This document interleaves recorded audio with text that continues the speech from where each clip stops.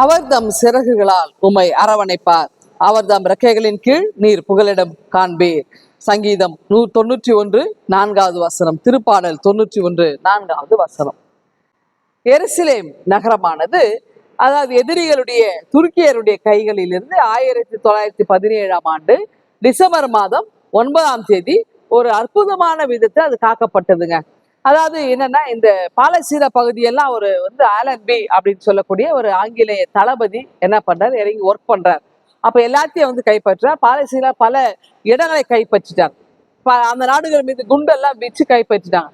ஆனா இந்த புண்ணிய பூமியான எருசலேம் மீது அவருக்கு அந்த அணு ஆயுதங்களை அவரால் வீச முடியல. அப்போ அவர் என்ன பண்ண யோசிச்சாரு, நம்ம ஆண்டவர் இருந்த இடம், கடவுள் வாசம் செய்கிற ஒரு இடம், இந்த புனித நிலம், இந்த இடத்துல இந்த குண்டு வீசப்படக்கூடாது. ஆகவே அதுக்கு பதில் நம்ம என்ன செய்யலாம்ட்டு போர் விமானங்களில் இருக்கின்ற அந்த போர் கருவிகள் எல்லாம் எடுத்துட்டு என்ன பண்ண, வெறும் போர் விமானத்தை மட்டும் வேகமா பறக்க விடுறாரு. அந்த நகரம் முழுவதும் வேகமா இப்ப நிறைய போர் விமானங்கள் பறக்குது. அது போர் விமானங்கள் எப்படி சத்தம் வரும் நமக்கு தெரியும். அப்போ அது என்ன பண்ண, நிறைய விமானங்கள் அப்படியே வேக வேகமாய் அது பரவ ஆரம்பிக்குது. அப்போ இதை பறக்க செய்கிறவர் ஆலன்பி இல்லையா, தளபதி. அப்போ இந்த செய்தி அங்க இருந்த மக்களுக்கு போய் சேருதா. அதாவது ஆலன்பின்ற பேர் அப்படியே வேகமா உச்சரிக்க அது அல்லா நபின்னு மாறிடுச்சு. ஆலன்பி அல்லா நபியா மாறிட்டாரா. உடனே இங்க இருக்கிறவங்க நினைச்சா அல்லா நபி தான் படைகளோட வந்துட்டாரு அப்படின்னு சொல்லி நம்மள அழிச்சிருவாருன்னு சொல்லி இவங்க என்ன செய்யறாங்கன்னா, வெள்ளை கொடி எடுத்துட்டு போய் வெளியில வச்சு இவங்க என்ன பண்றாங்கன்னா, அந்த போர் விமானத்தினை காட்டி சமாதானத்துக்கு அவங்க ஆயத்தமானாங்க. பாருங்க, ஒரு இடத்தை போர் செய்து அந்த இடத்தை கைப்பற்றி நினைத்த நேரத்திலே சமாதானமாக அது மாற்றம் பெறுகிறது.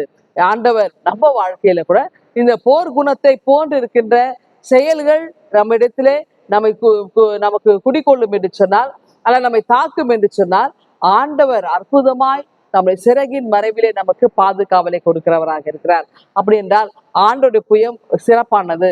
அவர் நம்மை அற்புதமாய் ஒவ்வொரு நாளும் பாதுகாக்கின்ற ஆண்டவர் நம்மோடு இருக்கின்றார். எந்த ஆபத்தும், எந்த துன்பமும், எந்த இக்கட்டும் நம்மை நேரிடாமல் அவர் நம்மை அப்படியே மூடி மறைத்து பாதுகாத்து அவருடைய நிழலிலே நாம் வாசம் பண்ணி நாம் தஞ்சம் புகுந்து மகிழ்ச்சியாய் நாம் வாழ கிருபை செய்கிறார்.